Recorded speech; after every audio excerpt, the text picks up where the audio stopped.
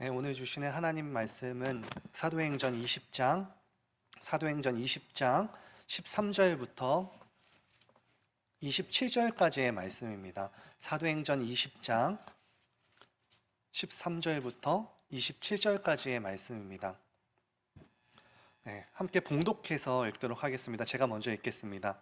우리는 앞서 배를 타고 아소에서 바울을 태우려고 그리로 가니 이는 바울이 걸어서 가고자 하여 그렇게 정하여 준 것이라. 바울이 아소에서 우리를 만나니 우리가 배를 태우고 미둘레네로 가서 거기서 떠나 이튿날 가오 앞에 오고 그 이튿날 사모에 들르고 또 그 다음날 밀레도 이르니라. 바울이 아시아에서 지체하지 않기 위하여 아소에서 떠나 배 타고 가기로 작정하였으니 이는 될 수 있는 대로 오순절 안에 예루살렘에 이르려고 급히 감이라. 바울이 밀레도에서 사람을 에베소로 보내어 교회 장로들을 청하니 오매 그들에게 말하되 아시아에 들어온 첫날부터 지금까지 내가 항상 여러분 가운데서 어떻게 행하였는지를 여러분도 아는 바니 곧 모든 겸손과 눈물이며 유대인의 간계로 말미암아 당한 시험을 참고 주를 섬긴 것과 유익한 것은 무엇이든지 공중 앞에서나 각 집에서나 거리낌이 없이 여러분에게 전하여 가르치고 유대인과 헬라인들에게 하나님께 대한 회개와 우리 주 예수 그리스도께 대한 믿음을 증언한 것이라. 보라, 이제 나는 성령에 매여 예루살렘으로 가는데 거기서 무슨 일을 당하는지 알지 못하노라. 오직 성령이 각 성에서 내게 증언하여 결박과 환난이 나를 기다린다 하시나 내가 달려갈 길과 주 예수께 받은 사명 곧 하나님의 은혜의 복음을 증언하는 일을 마치려 하면은 나의 생명조차 조금도 귀한 것으로 여기지 아니하노라. 보라, 내가 여러분 중에 왕래하며 하나님의 나라를 전파하였으나 이제는 여러분이 다 내 얼굴을 다시 보지 못할 줄 아노라. 그러므로 오늘 여러분에게 증언하거니와 모든 사람의 피에 대하여 내가 깨끗하니 함께 읽겠습니다. 이는 내가 꺼리지 않고 하나님의 뜻을 다 여러분에게 전하였음이니라. 아멘. 요즘에 매일 한 말씀에서 전하고 있는 말씀은 여호수아 말씀입니다. 저는 여호수아가 이제 가나안 땅을 차지하는 것에 대해서 어렸을 때 조금 오해했던 적이 있었습니다. 그것은 무엇이냐면 약속의 땅, 하나님께서 주시기로 하신 땅이었으니까 그곳에 들어가기만 하면 되는 줄 알았는데 그게 아니라 어떤 거였을까요? 그 가운데 약속의 땅일지라도 여호수아와 그의 백성들은 그의 땅에 있는 가나안의 족속들과 싸워서 이겨야만 했었는데요. 그것이 그들에게 주어진 소명이었고 사명이었습니다. 인생이라는 게 때때로는 쉽지 않은 것 같습니다. 그러나 우리들에게 있는 그 사명과 소명을 우리들이 반드시 감당해야 할 줄을 믿습니다. 오늘 본문은 바울의 3차 전도 여행 중에서 아시아를 거쳐서 유럽으로 그리고 다시 아시아를 거쳐서 예루살렘으로 가는 중에 있습니다. 특히 오늘 20장 13절 위에 있는 소 제목에서 드러나듯이 보면은 드로아에서 밀레도까지 항해하다라고 나와 있는데요. 먼저 드로아라고 하는 것은 여러분 조금 낯설게 들리시기도 하겠지만 사실 우리가 다 아는 도시입니다. 여러분 혹시 트로이의 목마를 들어보신 적 있으시죠? 바로 그 트로이가 바로 이 드로아입니다. 이 해안 도시로서 고대 역사와 그리스 신화에 자주 등장하는 곳인데요. 이곳에서 지난주 살펴본 유드고라고 하는 청년이 바울로 인하여서 다시 살아났고 그 지역 사람들이 그 살아남으로 인해서 큰 위로를 받았던 곳이었습니다. 그리고 이제 바울과 그 선교팀들은 이제 드로아를 떠나 밀레도라고 하는 도시로 이동 중에 있습니다.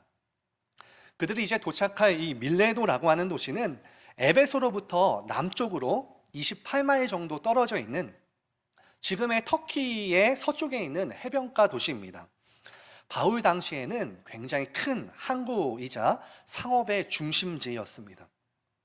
그런데 여기에서 오늘 본문에 굉장히 재미있는 에피소드가 하나 있습니다. 그것은 무엇이냐면 사도행전의 16장부터 사실 인칭의 변화가 있습니다. 찾아보시면 알 수 있는데요. 그 전까지 16장 전까지는 저자인 누가는 베드로가 혹은 바울이라고 하는 특정 인물을 주어로 두고 있다면 16장 이후에는요 우리라고 하는 인칭으로 변합니다. 물론 시점만 변했을 뿐 바울이 하는 이야기, 바울의 이야기를 주로 적어놓고 있는데요. 그런데 오늘 13절을 보면은 그 우리로 지칭되던 사람들이 그 선교의 팀이 처음으로 나뉘어지는 일이 생깁니다. 바로 그것은 무엇이냐면 바울이 혼자서 걸어서 이동하기로 결정한 것입니다. 이것은 우리로 지칭한 그 이후에 처음 있는 독특한 행보였습니다. 제가 계산해 보니까요, 이 바울이 걸어간 거리가 저희가 살고 있는 그 그린베이 다운타운으로부터 로렌스까지의 거리입니다. 약 35마일 정도 되는 거리인데요.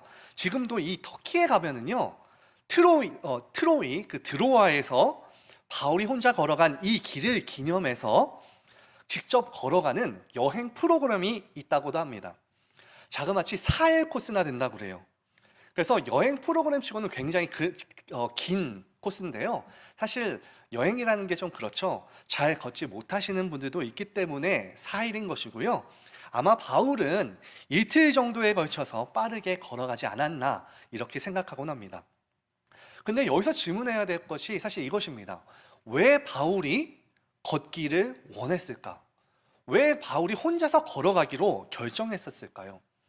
왜 그는 이런 결정을 했고, 또한 걸으면서 바울은 무슨 생각을 했었을까요? 바울은 이 당시에 바울의 나이는 50세를 훌쩍 넘긴 중년의 나이였습니다. 아마도 그는 인생의 전반적인 여정을 생각하면서 이제 남은 그의 인생을 어떻게 보낼지에 대해 생각하지 않았나 싶은데요. 지금까지 자기가 한 일이 무엇인지, 그리고 하나님께서 자기의 인생에서 어디까지 하나님이 일하셨는지를 정리하면서 다시 한번 그의 인생에서 가장 중요한 것이 무엇인지 생각해 보지 않았을까 싶습니다. 그 이유는 그의 고뇌가 이제 밀레도에서 예배소의 장로들에게 한 설교에서 묻어나기 때문입니다. 오늘 22절에 보면은 보라, 이제 나는 성령에 매여 예루살렘으로 가는데 거기서 무슨 일을 당할지 알지 못하노라 라고 이야기하고 있습니다. 또한 오직 성령이 각 성에서 내게 증언하여 결박과 환난이 나를 기다린다 하시나 라고 이야기하고 있고요. 또한 29절과 30절에 이렇게 이야기합니다. 내가 떠난 후에 사나운 이리가 여러분들에게 들어와서 그 양떼를 아끼지 아니하며 또한 여러분 중에서도 제자들을 끌어 자기를 따르게 하려고 어그러진 말을 하는 사람들이 일어날 줄을 내가 아노라. 바울이 이렇게 말한 이유는 무엇이냐면 당시 빌립보 교회와 에베소 교회조차 그가 세운 여러 교회들이 아직 완전하지 않다는 것을 그가 알았기 때문입니다. 아직 성장하지 않은 어린 교회들이고, 그래서 이대로 놔두고 갔다가는 분명히 어려운 일이 생길 것이 뻔할 뻔짜였습니다. 또한 자신은 내가 가야 할 이 길이 어떻게 될지 모르는 길이고 어려운 길이라고 생각하고 그것에 대한 고민 또한 그는 가지고 있었을 겁니다. 완벽히 세워지지 않았지만, 그의 교회가 완벽하지 않았지만 그것을 놔두고 떠나가야만 하는 마음, 그리고 또한 이제 갈 곳에 대한 위협이 그를 고민하게 만들었을 겁니다. 하지만 그가 그 오랜 동안의 혼자의 걸음을 걷은 그 이후에 그는 그럼에도 불구하고 믿음으로 나아갑니다. 여러분, 삶이란 어떤 것일까요? 여기서 가장 제가 봐도 그냥 얼핏 봐도가 아니죠. 여기서 가장 나이가 어린 제가 사실 인생이 이렇고 저렇고 하는 말은 사실 제가 하는 것은 사실 조금 맞지 않는 것 같기도 합니다만 용서하시고 들어주시기 바랍니다. 어린 사람이라는 것은 잊어주시고 하나님의 말씀이라는 것에만 집중하여 주시기를 진심으로 부탁드립니다. 성경에서 말씀하는 삶이란 신앙적인 어떤 특별한 임무를 수행하는 것이 아니라 그런 것이라기보다는 자신의 정체성대로 그 자체로 그에 맞는 답을 하며 살아가는 것이 인생이다라고 말합니다. 무언가를 해서라기보다는 그 자체로 그답게 사는 것이 중요하다고 말합니다. 이것은 로마서 12장에서 말하는 너희 몸을 하나님이 기뻐하시는 거룩한 산 제사로 드리라고 하는 것의 해석입니다. 죽었는지 살았는지 혹은 싱싱한지 부패한지를 말하는 것이 아니라 그의 존재대로 그가 살아가는 것이 하나님께서 기뻐하시는 살아있는 제사다라는 것입니다. 여러분, 이것이 인생입니다. 하지만 제가 제 인생을 사실 살펴보면요, 때때로 제가 서 있는 자리를 보면서 저는 때로 놀랍니다. 어느 날 정신을 차리고 보면은 제가 지금 이렇게 많은 시간을 보내왔지만 내가 서 있는 이 자리를 보면 예전의 모습 그대로, 그냥 예전의 모습과 똑같은 제 자신을 발견하기 때문입니다. 여러분들은 항상 놀라운 발전을 하고 있다고 믿습니다. 그런데 저는 제 삶을 바라볼 때 사실 그렇습니다. 예수님을 믿기 전과 후의 변화는 분명하게 있지만 내가 받은 은혜만큼 내가 변화되었다고는 생각하지 않습니다. 크게 달라진 거라고는 단지 하나님이 그냥 이런 것을 좋아하시겠구나, 싫어하시겠구나 라는 것을 알므로 인해서 내 안의 삶에서 무언가를 선택할 때에 갈등이 있다는 것, 갈등이 내 마음 안에 있다는 것만 달라진 것 같습니다. 이렇게 살면 안 된다는 것을 아는데 그렇게 되지 않는 나를 보고 놀라는 것이 이 현실입니다. 여러분들은 어떠신가요? 저만 그런가요? 네. 하나님을 믿고 나면 상황과 현실이 완전히 바뀔 수도 있지만 그것은 믿음의 눈으로 보았을 때 그런 것이지, 삶에서 짊어져야 하는 사실 우리의 책임은 그대로인 경우가 더 많습니다. 나의 직업도, 내가 부양해야 되는 가족도, 페이먼해야 되는 고지서들도 여전히 그대로 남아 있습니다. 이러한 현실에 대해서 마태복음 6장 33절과 34절은 이렇게 말합니다. 그런즉 너희는 먼저 그의 나라와 그의 의를 구하라. 그리하면 이 모든 것을 너희에게 더하시리라. 그러므로 내일 일을 위하여 염려하지 말라. 내일 일은 내일이 염려할 것이요 한날의 괴로움은 그날로 족하니라. 여러분, 무슨 이야기를 하는 것이냐면요, 내일의 염려보다 오늘 하나님의 뜻대로 살아감이 먼저다, 그것을 생각해라 라고 하는 것입니다. 오늘의 문제를 해결하려고 하는 것이 아니라 오늘 우리에게 주어진 도전 앞에서 하나님의 말씀대로 이 문제를 하나님의 방식대로 내가 끌어갈 것인가, 아니면 그냥 세상대로 해결할 것인가 라는 이 질문 앞에 우리는 서야 된다는 것입니다.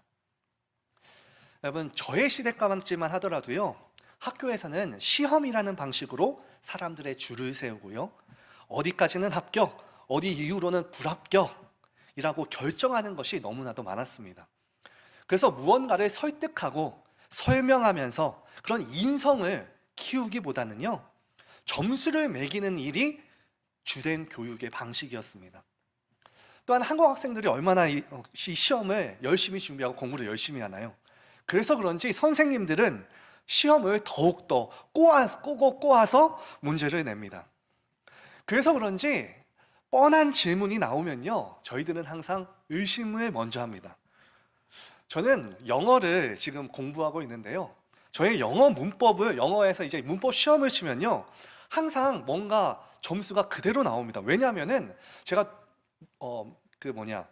문법을 치면서 못 풀어서, 제가 틀려서 점수가 안 나오는 게 아니라요, 쉬우면 쉬워서 이게 맞나 더 생각하고요, 어려우면 어려운 대로 또 이게 생각하다 보니까요, 항상 그걸 못 풀어서 점수가 그대로만 나오더라고요. 그런데 신앙생활도 조금 이런 것 같습니다. 내가 잘하면 상황이 변하거나 복을 더 받을 것 같은데 그렇지가 않은 현실을 보면 그때에 의심합니다. 하나님이 그랬을 리가 없는데 무언가 내가 틀렸기 때문에 그런 거 아닐까라고 생각합니다. 근데 성경은 그렇지 않다고 말합니다. 하나님이 그러하신 것이라고 말합니다. 제가 왜 그런 좀 잘못되는 것들조차 왜 하나님이 하신 것이라고 단언하는 이유는 예수님이 정확하게 그 길을 가셨기 때문입니다. 이사야서 53장에 모든 억울하고 고통스럽고 외면하고 오해한 그 길을 예수님께서 걸으셔서 아버지의 뜻을 이루셨습니다. 사실 이것에 대해서 우리는 할 말이 없습니다.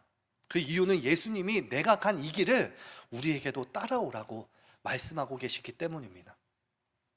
여러분, 이 세상은, 그리고 우리의 삶은 우리가 믿는 것이 무엇인지를 사실 구체화하는 장소입니다. 여호수아서에서 가나안의 땅에 들어가서 그것을 차지하는 것이 그들에게 소명인 것처럼 말입니다. 우리의 안위와 명예와 인기가 걸린 문제들을 우리가 해결하는 것보다 더 큰 원칙, 하나님의 부르심과 거룩한 요구에 순종하여서 우리에게 주어진 그 도전들을 구체적으로 반응하고 우리가 우리의 주체성대로, 우리의 자존대로 실현해 내야만 합니다. 이 도전에 우리가 반응할 때에, 그때에 우리는 성장합니다. 아이들은 그냥 한 해, 두 해 갈수록 키가 자라고 생각이 자라납니다. 그들은 또한 육체적인 성장이 멈추더라도 20대와 30대가요 다르고요, 또한 60대와 70대가 또 다릅니다. 제가 볼 때에 나이가 든다는 건, 성장해 간다는 건 더욱더 침묵하는 것 같습니다. 침묵하게 되어지는 것 같습니다. 그 이유는 무엇이냐면, 눈을 보고 내가 그 눈빛만 보고 무서워서 떠는 그런 침묵의 눈초리가 아니라, 그 현상들에 대해서 이해하고 그것들의 변화를 기다려줄 수 있는 여유가 생겼다는 것입니다. 어떤 지식이나 정보들로 그 문제를 해결할 수 없다는 것을 나이가 들면 들수록 알게 됩니다. 이것을 아는 것이 연륜이고 진정한 어른인 것 같습니다. 옆에서 하는 충고가 아니라 본인이 극복할 시간이 필요한 줄을 알기에 침묵합니다. 이것이 어른인 것처럼 성경은 이것들을 우리들에게 요구합니다. 여러분, 한번 성경이 있다면 한번 같이 펴서 한번 볼까요? 에베소서 4장 17절과 24절인데요. 제가 가지고 있는 성경, 신약 성경 314페이지에 있습니다. 314페이지 에베소서 4장 17에서부터 24절을 한번 같이 한번 읽어보기를 소망합니다. 에베소서 4장 17절에서 24절까지의 말씀입니다. 함께 읽어보도록 하겠습니다. 준비 시작. 이제부터 너희는 이방인이 그 마음에 허망한 것으로 행함같이 행하지 말라. 그들의 총명이 어두워지고 그들 가운데 있는 무지함과 그들의 마음이 굳어짐으로 말미암아 하나님의 생명에서 떠나 있도다.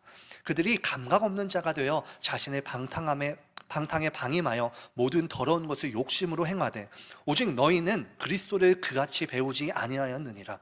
진리가 예수 안에 있는 것 같이 너희가 참으로 그에게서 듣고 또한 그 안에서 가르침을 받았을진데 너희는 유혹의 욕심을 따라 썩어져가는 구습을 따르는 옛사람을 벗어버리고 오직 너희의 심령이 새롭게 되어 하나님을 따라 의와 진리의 거룩함으로 지으심을 받은 새 사람을 입으라. 우리들의 책임에 대해서 이야기하고 있습니다. 그러나 또한 이 에베소서의 말씀에 전제가 있습니다. 그것은 무엇이냐면, 이 에베소 교회의 사람들은 이방인들과 함께 하고 있는 자들이라는 것입니다. 그들 주변에는 허망한 자들이 있다는 것이고요, 자기 욕심에 따라 사는 자들이 함께 있다는 것이 전제로 바울은 이 같은 말을 에베소서에게 하고 있습니다. 다시 말하면 그들과 함께 할지라도 너희는 새 사람으로 살아가야 된다라고 이야기합니다. 여러분, 기독교 신앙은 세상과 그들의 문화 속에 당당하게, 담대하게 뛰어들어가는 형식의 것들입니다. 이것이 사도행전에서 우리가 배울 수 있는 대전제인 것인데요, 하나님은 우리 교회와 개인을 이 현실 속에 힘차게 밀어넣고 있습니다. 여러분, 우리가 이것을 깨닫지 못하면 우리의 신앙은 늘 고통으로부터 도망치고 말만 살아서 자존심을 외치는 것밖에 남지가 않습니다. 그래서 신앙으로 우리가 위로는 받을지라도 신앙인으로 살아내지는 못합니다. 여러분, 기도원 같은 곳, 조금 논란이 될 수도 있긴 하지만 저는 이렇게 생각합니다. 기도원 같은 곳으로 도망가서는 안 됩니다. 기도원이 물론 때로 우리의 역사에서, 우리의 신앙의 역사에서 매우 중요했었는데요, 기도원이 필요합니다. 특별히 하나님과의 만남과 체험이 필요할 때가 있습니다. 단지 기도원이 전부인 양 그곳에서만 보내서는 안 됩니다.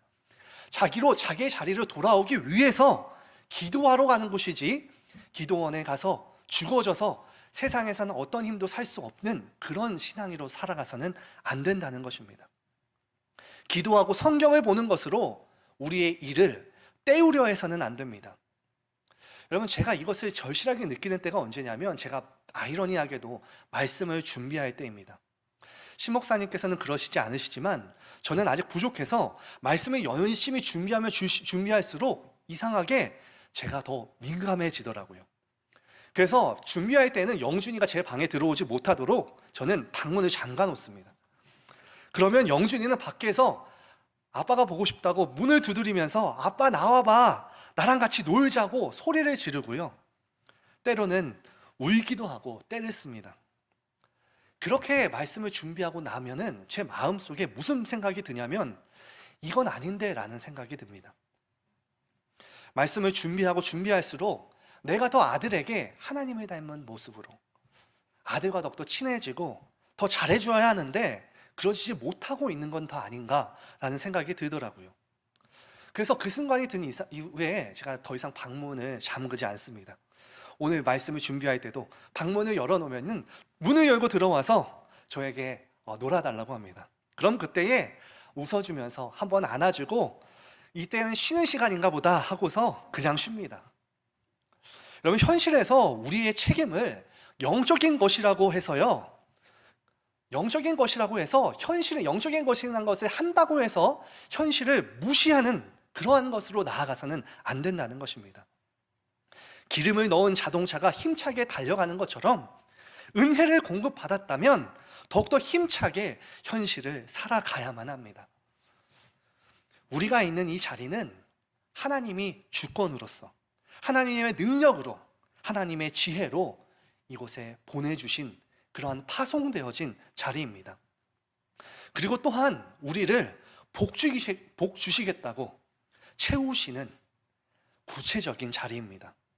그러니 겁내지 말고 담대하게 현실을 받아들이며 살아내야만 합니다. 고린도후서 4장 7절에 우리가 이 보배를 질그릇에 가졌으니 이는 심히 큰 능력은 하나님께 있고 우리에게 있지 아니함을 알게 하려 함이라.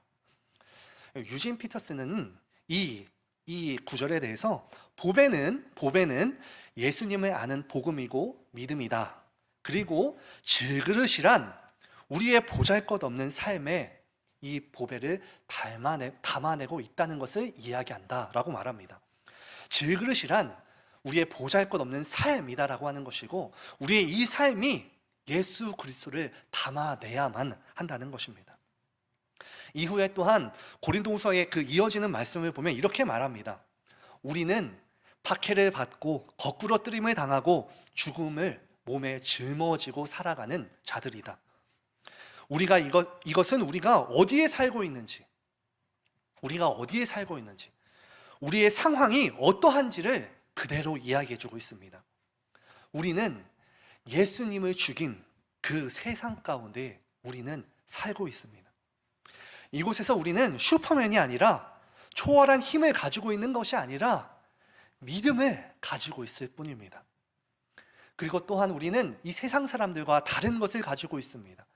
우리의 생명이, 예수님의 생명이 우리 몸속에 나타나 있고, 사망이 우리 가운데 있지만 생명을 전하는 존재입니다.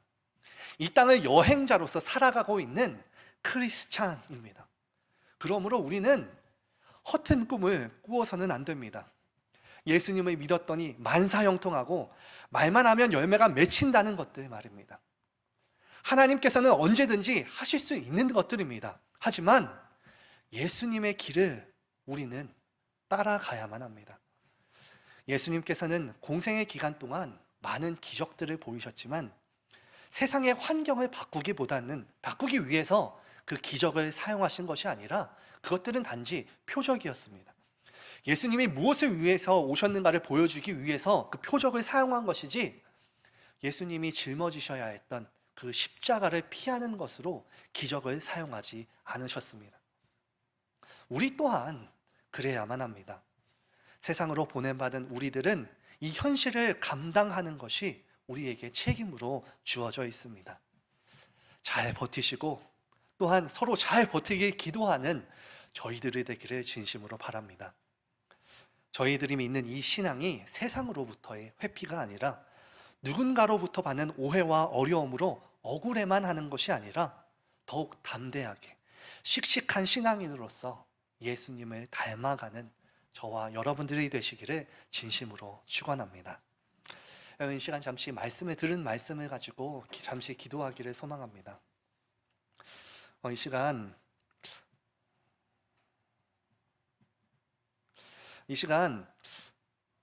저희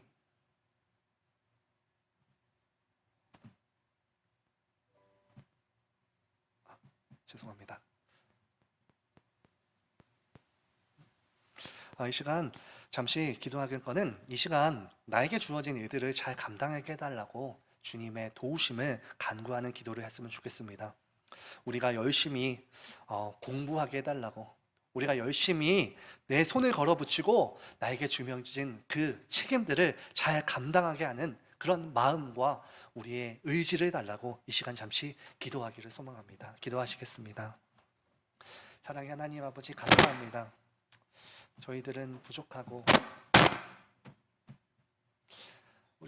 연약하여서 주님, 우리들에게 주어진 이 현실 가운데에서 좌절하고 또한 그 가운데 아픔 가운데에 고통하고 있는 저희들입니다. 주님, 하지만 주님을 바라봅니다. 주님의 놀라우신 그 사랑과 그 음성이 우리들을 위해 하나님을 따라서 나아가게 되기를 소망합니다. 주님, 이 가운데 어려움 가운데 있는, 또한 힘들고 고통하고 그리고 이 삶에 대해서 회의를 느끼고 있는 분들이 있지는 않은지요. 주님께서 우리에게 오늘 이 말씀으로 주신 이유가 있다는 것을 우리가 깨닫게 하여 주시옵소서. 우리가 때로 주님, 우리의 삶을 허투루 허망하고 망탕한 대로 나아가는 것이 아니라 주님으로부터 드러내는 그런 삶을 살기를 소망합니다. 아버지, 이것이 나의 의지와 나의 마음에서 나오지 않습니다. 주님께서 우리의 마음 가운데 심겨주시기를 소망합니다. 주님께서 우리를 구원하심처럼, 주님이 우리를 이 가운데 보내주심처럼, 주님, 우리들의 마음 가운데에 주님의 마음이 다시 한번 살아날 수 있도록 인도하여 주시옵소서. 우리에게 주어진 이 모든 공부하는 것, 아마 이 가운데 살아있는 가족에 대한 것, 모든 것들 우리가 감당할 수 있도록 도와주시옵소서. 회피하거나 무시하는 것이 아니라 주님을 온전히 바라보며 주님으로 인하여서 주님의 뜻과 주님의 위대하심이 나를 통해서 드러나기를 진심으로 소망합니다. 때로 오해를 받고 때로 고난과 고통을 받고 핍박을 당할지라도 주님, 그 가운데 당당히 서서 주님의 닮은 모습으로 살아가는 저희가 될 수 있도록 주님 붙잡아 주시옵소서. 주님, 인도하여 주시옵시고 이끌어 주시옵소서. 주님 온전히 바라보며 나아가게 되기를 진심으로 소망합니다. 주님, 우리들의 삶을 주님, 연약하고 부족한 우리를 불쌍히 여겨주셔서 주님만 바라보며 주님만 온전하게 닮아가는 저희가 될 수 있도록 도우시옵소서. 주님, 우리들이 계획할지라도 주님의 모든 것들을 인도하시고 이끌어가심을 주님 믿습니다. 주님의 선하심이 우리 가운데에 이 교회와 우리의 가정과 아버지 나를 통해서 드러나게 하시고 인도하여 주시옵소서.